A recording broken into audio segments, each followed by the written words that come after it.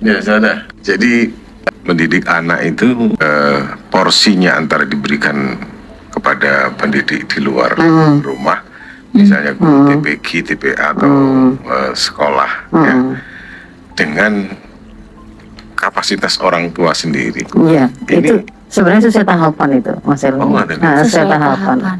Yang sekarang ini terjadi itu kan kebalik. Nah, itu dia. Ada masa di mana orang tua itu bahkan tidak punya gangguan sama sekali akan kedekatan dia dengan anaknya, karena anak itu pasti alami dia itu dekat, affectionnya kuat dengan orang tuanya dan bapak ibunya. Karena yang dia kenal saat itu lingkungannya itu ya hanya rumah, bapak ibunya, keluarga di situ. Nah, ternyata pada saat seperti itu terutama pada usia dini ya, itu ternyata tidak digunakan atau dimanfaatkan oleh orang tua, tetapi kemudian justru dia lepaskan ke orang lain.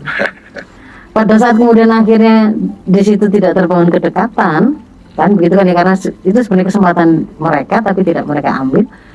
Ketika kemudian usia itu balik 14 tahun ke atas, di mana itu pada fasenya, kalau dalam Islam memang fase untuk mulai dilepas, karena dia justru sudah terbangun kokoh kepribadian Islamnya, sedang membangun profil kepemimpinan di masyarakat. Kan justru harus banyak dilepas, dia justru harus banyak bersosialisasi. Itu justru orang tua hari ini tuh karena khawatir anaknya itu dengan narkoba, dengan pacaran, dengan free sex, malah ditarik-tarik supaya tetap di rumah. Kebalik.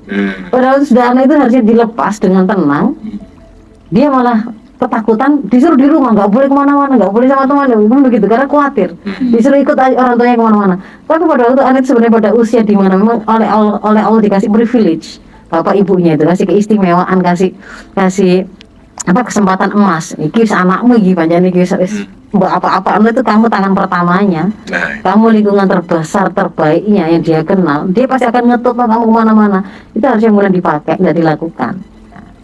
Jadi sebenarnya porsi itu berjalan sesuai dengan tahapan tumbuh kembang, karena di dalam pendidikan anak itu diantara prinsipnya adalah berbasis usia, berbasis usia. Jadi kalau usia dini itu isinya apa, itu kan lebih ke arah kayak bangun rumah. Kalau bangun rumah itu ada tahapan bikin desain dulu. Ini bicara visi misinya orang tua, desainnya. Setelah kemudian desain itu punya, apa yang saya cari sih sebenarnya, saya mau buat anak saya itu jadi seperti apa. Ini kan butuh ilmu, visi misi desain itu terkait dengan pemahaman orang tua terhadap kehidupan.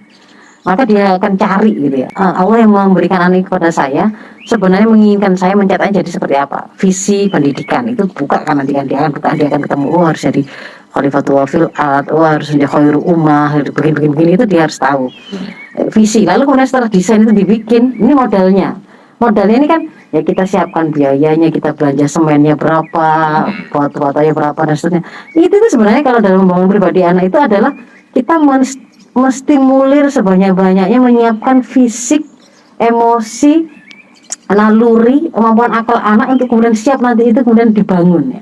Jadi di situ misalkan supaya anak itu badannya kokoh, kuat, tulang-tulangnya tumbuh dengan sehat. Nah, ini butuh makanan bergizi. Dia butuh dilatih motorik kasar.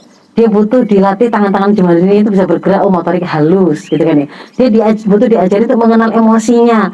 Ini rasa sedih, ini rasa lapar, ini rasa sakit, ini gembira. Itu kan, itu pengenalan itu ada pada usia dini gitu, pada usia dini.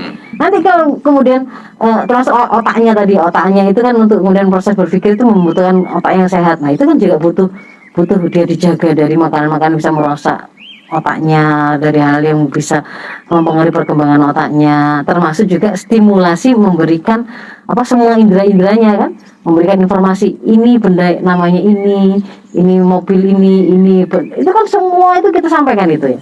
Kita di jalan, kita di mana-mana, di jalan misalnya pohon, aspal, awan, burung, itu semua kan kita sampaikan. Di rumah juga begitu, sampai akhirnya dia itu punya modal. Setelah itu nanti pada fase berikutnya, pada fase 7 tahun kedua, menawan dia dalam kedisiplinan. Di situ kan mulai dibangun, kita mulai bangun rumahnya itu ya.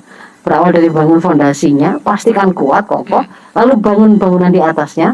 Dan setiap kali membangun profil di atasnya ini, temboknya dan seterusnya, selalu kita pastikan tidak boleh ada celah-celah yang akan melemahkan. Misalkan nggak simetris sehingga akhirnya bisa roboh rumah itu kan gitu. Jadi ketidakseimbangan ketika memberikan stimulasi, ketika anak itu kita membangun bonding gitu misalkan ya.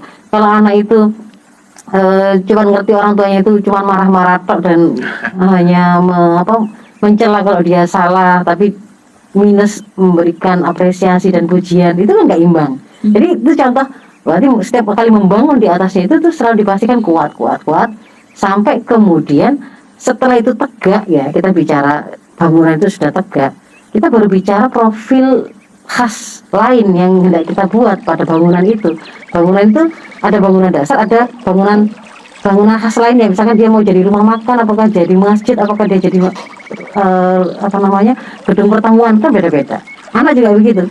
Profil dasarnya itu soleh, berkebaran Islam, tetapi profil tambahannya dia bisa jadi dokter, bisa jadi dan seterusnya macam-macam itu. Nah, itu butuh tahapan pendidikan yang tidak hanya dilakukan oleh orang tuanya, tapi juga melibatkan guru lain, proses-proses lain. Nah, jadi di situ semuanya itu sebenarnya itu harus diketahui oleh orang tua sehingga dia bisa melakukannya.